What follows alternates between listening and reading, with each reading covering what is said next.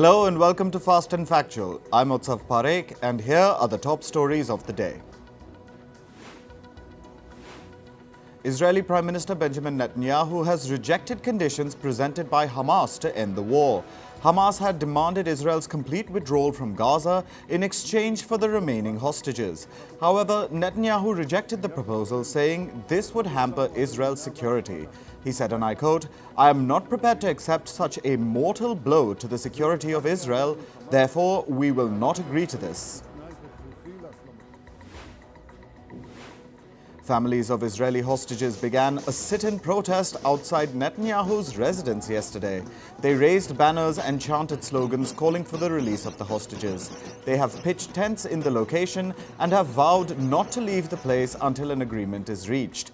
In November, about 100 of the hostages seized by Hamas on October 7th were freed during a short-lived truce. More than 100 are still being held captive by Hamas. In Gaza's Khan Younis city, injured Palestinians were rushed into the Nasser Hospital following an Israeli airstrike. Footage showed people carrying injured infants to the hospital. Lately, Israel has shifted its ground operations to Khan Younis and Rafah. According to Gaza's health ministry, more than 25,000 people have been killed and at least 62,000 have been wounded so far. The Israeli army released a video showing attacks on Hezbollah targets in Lebanon. The military said that strikes targeted sites including a military building and Hezbollah Operational Command Center. Meanwhile, the militant group said that 2 of its members died after an Israeli drone hit their vehicle. Their ranks were not revealed. However, reports say they were not senior members of the group. Top Iraqi army commanders visited the Al-Assad airbase in the western part of the country. This was after the airbase was attacked by Iranian-backed militias on Saturday. The Iranian-backed militias launched a missile salvo at the base, which is used by the U.S. military. The attack injured some U.S. military personnel. A coalition of militias, calling itself the Islamic Resistance in Iraq, has been attacking U.S. forces in Iraq and Syria since the Israel-Hamas war broke out. An explosion rocked a major gas export terminal in Russia. A terminal at Russia's largest liquefied natural gas producer, Novatek, went up in flames. Reports say Russian officials blame the attack on Ukraine. They say that the explosion occurred after a Ukrainian drone attack. Novatek said it has suspended some operations following the fire. Meanwhile, at least 27 were killed after a Ukrainian artillery strike hit the Russian-controlled city of Donetsk. This is according to the Russian-appointed head of the region. He added that 25 others were injured in the attack. Russia has called the attack a quote-unquote barbaric act of terrorism. A Russian private jet carrying 6 people crashed in a remote area of rural Afghanistan. However, the pilot and some of the others on board survived the accident. The crash happened in a mountainous area in the Badakhshan province. A rescue team has been dispatched to the area. Meanwhile, Russian civil aviation authorities said that a Dassault Falcon 10 with 4 crew members and 2 passengers had gone missing. In France, thousands of protesters, including undocumented foreign workers, protested near the Eiffel Tower. They were demonstrating against the country's recently approved immigration law. The law seeks to reduce welfare payments for foreigners and delay benefits such as housing allowances.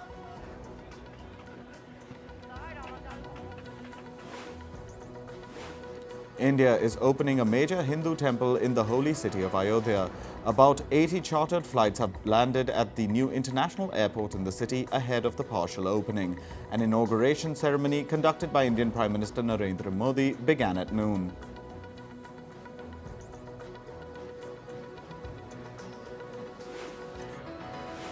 Republican lawmaker Ron DeSantis has dropped out of the U.S. presidential race.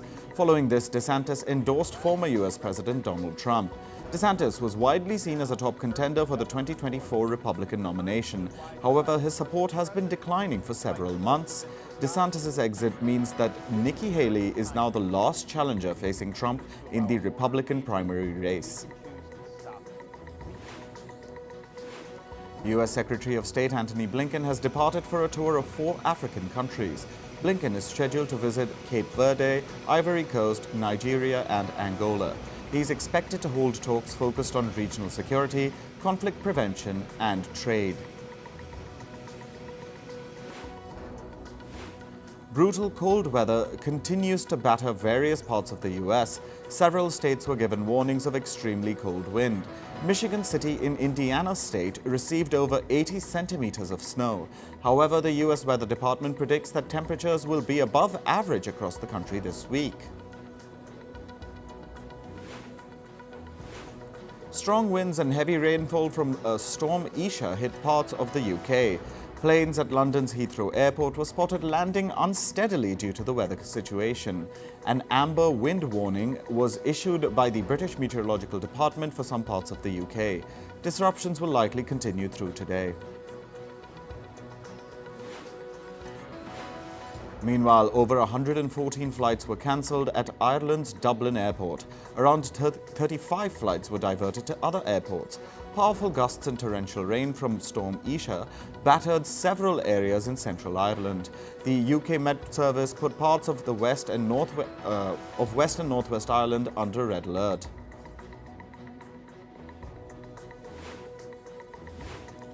According to reports, at least 47 people were buried under debris after a landslide occurred in southwestern China's mountainous Yunnan province. Over 200 people have been evacuated so far. At least 18 houses have been destroyed by the landslide. The landslide was possibly triggered by extreme snowfall that hit the region. The air quality in Pakistan's Lahore city continues to deteriorate. The city was seen enveloped in thick toxic smog. Doctors saw a 100% increase in patients complaining of respiratory illnesses. Year on year, the Pakistani city has been witnessing terrible air quality. Last year, artificial rain was used to deal with the crisis. India's Himachal Pradesh state has been under a dry spell over the past few months. According to the Himachal Pradesh Council of Science, Technology and Environment, this prolonged drought can lead to a water shortage in the summer. The region has not received any snow in December and January. The snow is needed to replenish Himachal's glaciers. Parts of Western and Southern Australia were hit by a severe heatwave on Sunday. Some areas experienced temperatures exceeding 48 degrees Celsius. According to weather forecasters, the dry conditions may lead to bushfires.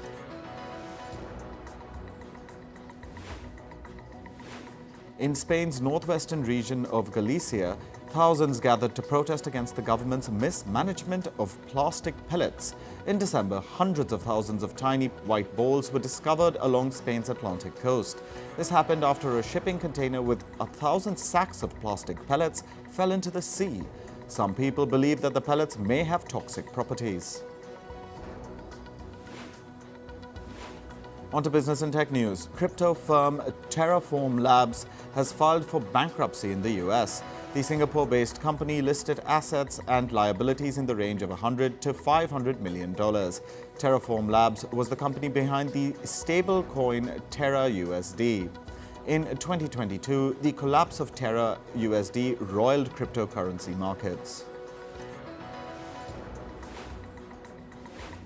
According to a report, US regulators have recently uncovered new manufacturing problems at pharma company Eli Lilly. In July last year, the US Food and Drug Administration inspected Eli Lilly's plant at Branchburg, New Jersey. During its inspections, the FDA detected 8 separate issues. This included problems related to quality control and manufacturing. It also noted Eli Lilly's failure to properly maintain facilities and equipment. The U.S. aviation regulator has recommended checks on the door plugs of some Boeing aircraft. The Federal Aviation Administration has advised operators to check Boeing 737-900ER jets. This is to inspect door plugs to ensure the component is properly secured. Earlier this year, the FAA grounded 171 Boeing 737 MAX 9 planes.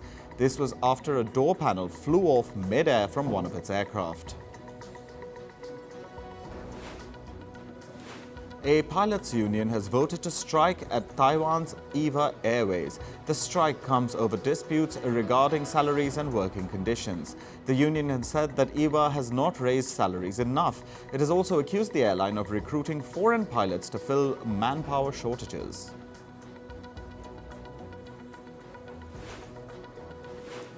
Alphabet's autonomous driving unit Waymo is seeking to expand its driverless service in the US city of Los Angeles. It is seeking a license to fully operate its fleet in the city.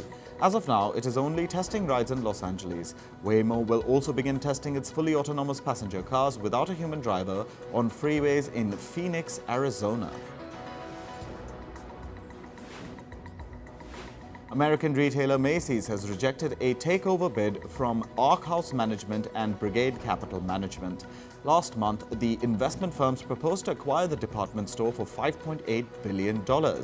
However, Macy's has said that the offer was not financially attractive. The company's decision comes despite its struggles to compete against younger online competitors. Swiss Economy Minister Guy Parmelin has said that Switzerland and India have reached consensus on a free trade agreement. This comes after 16 years of negotiation. Parmelin travelled to India over the weekend to meet with his counterpart Piyush Goyal. He has said that the outline of a deal has been agreed upon. Officials are now working to finalise the details.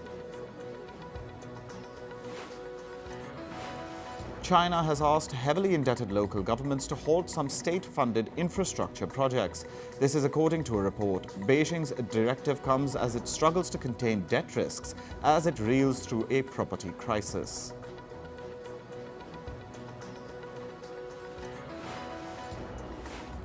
Jensen Huang, the CEO of chip company Nvidia, reportedly visited China earlier this month. Reports say he celebrated the New Year with staff at its offices in Shenzhen, Shanghai and Beijing. It is supposedly his first trip to China in 4 years. His visit came as concerns grow over the US's chip restrictions targeting China. Microsoft has said that a Russian state-sponsored group hacked into its corporate systems earlier this month. The hackers gained access to some corporate email accounts. This included emails of the company's senior leadership team. However, the hackers didn't go after customer data or corporate information. Instead, they wanted to know more about what Microsoft knew about them. On to updates from the world of sport. We start with cricket. Indian cricket captain Rohit Sharma began sweating it out at the Nats as India gets ready for a 5-match test series against England. Sharma has been in impeccable form, having scored 2,002 runs in 24 tests with 8 centuries in 36 innings. He's eyeing yet another world record. Rohit Sharma stands at 596s in international cricket and is just 10 maximums away from becoming the first player in the world to smash 600 sixes. The England cricket team has landed in India's Hyderabad for the Test series, which begins on January 25th. However, Harry Brook has withdrawn from England's Test squad, citing personal reasons. England have called up Dan Lawrence as his replacement. The loss of Brook could come as a significant blow for England, as it attempts to become the first team to win a Test series in India in over a decade.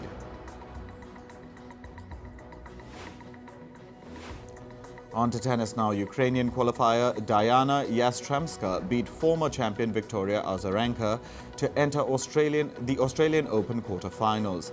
23-year-old Yastremska fought off 2 set points in the first set and came from a break down in the second to win 7-6, 6-4 on the Rod Laver court. Elina Svitolina retired in tears from her Australian Open 4th-round match against unseeded Czech player Linda Noskova after 3 games. Svitolina needed a medical timeout 2-0 down in the first set, during which she received treatment on court for her lower back. The 29-year-old attempted to continue, but was not moving freely and appeared to be in discomfort. In football, Mohamed Salah will leave the Egypt squad at the Africa Cup of Nations. Salah is leaving for treatment on a hamstring injury at his club Liverpool. Egypt hopes for Salah to return to the tournament in the Ivory Coast for the semi-finals. Salah had already been ruled out of Egypt's crucial Group B clash against Cape Verde in Abidjan today.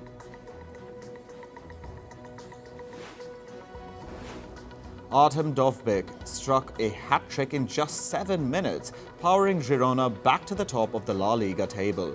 Girona beat Sevilla 5-1 to reclaim the lead. The Catalan club are shock challengers for the Spanish title and lead second-place Real Madrid by a point. Barcelona's Ferran Torres also struck a hat-trick, leading to a thrilling 4-2 win over Real Betis in La Liga. The win keeps the champions in the title race. A double from Torres put Barca ahead, but they surrendered their 2-goal lead. Joao Felix finished in the 90th minute and Torres netted again. On to badminton. Satwik Sairaj Rankireddy and Chirag Shetty lost the India Open final in 3 hard-fought games against reigning world champions Kang Min-hyuk and Seo Seong-jae. Satwik and Chirag had taken the first game 21-15 in just 17 minutes, but dropped the second 11-21 before an 18-21 loss in the third game. Nikola Jokic scored a season-high 42 points and grabbed 12 rebounds to power the reigning NBA champions Denver Nuggets over Washington 113-104. The Serbian superstar center, a 2-time NBA MVP, made 15 of 20 shots from the floor and 12 of 14 free throws, while adding 8 assists, 3 blocks and a steal against the Wizards.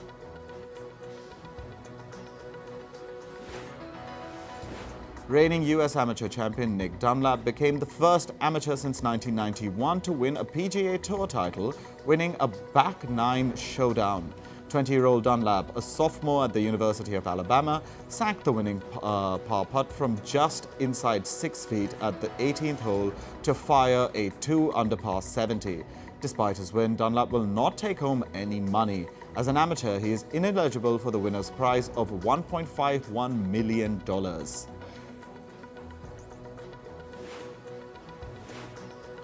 In entertainment news, police officials arrested a man for allegedly lurking around pop star Taylor Swift's New York City house and trying to break in.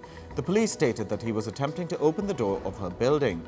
According to reports, neighbors had been monitoring the man for a considerable period of time, and he had been near Taylor Swift's residence for several weeks. Musicians Travis Scott, Luke Combs and Burna Boy will be performing at the 66th Annual Grammy Awards. They'll be joining artists like Dua Lipa and Billie Eilish. The Grammy Awards will take place on the 4th of February in Los Angeles. Singers Justin Bieber, Michael Bublé, Tate McRae and actor Will Arnett will be the celebrity team captains of an upcoming NHL All-Star Game. The jerseys, which the players will wear, have been designed by Justin Bieber's fashion house. The proceeds from the game will be given to the NHL Players' Pension Fund and a charity organization. The upcoming NHL All-Star Game will take place on the 3rd of February in Toronto. A car ran over singer Zayn Malik's foot at Paris Fashion Week.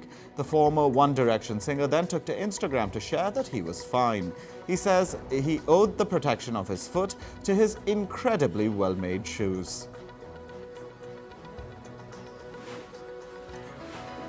Actor Ashley Park is recovering from a serious medical scare that hospitalized her. The Emily in Paris actor took to Instagram to share that she suffered from a critical septic shock. She was in the Maldives when a case of tonsillitis turned into a serious health scare. The actor wrote on Instagram that she is still processing and recovering, but that she is grateful. Los Angeles authorities have voted to declare Marilyn Monroe's house historic. Monroe bought her Los Angeles house just 6 months before she was found dead at the same property in 1962. A permit to demolish the house was dismissed last September.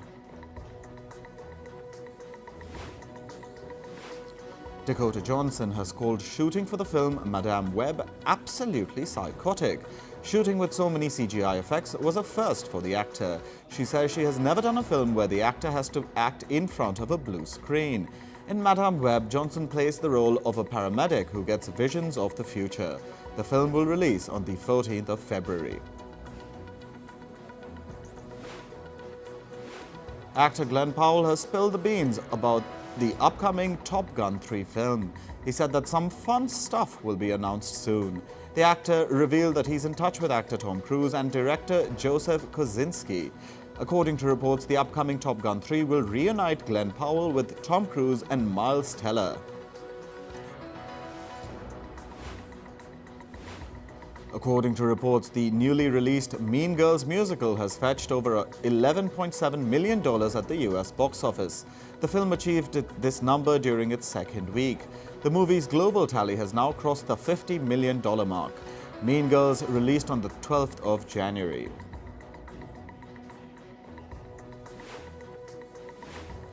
Actor Nicole Kidman has stated that work on Season 3 of Big Little Lies has started. She revealed that they are following a timeline. Reese Witherspoon had confirmed the show's return in early January.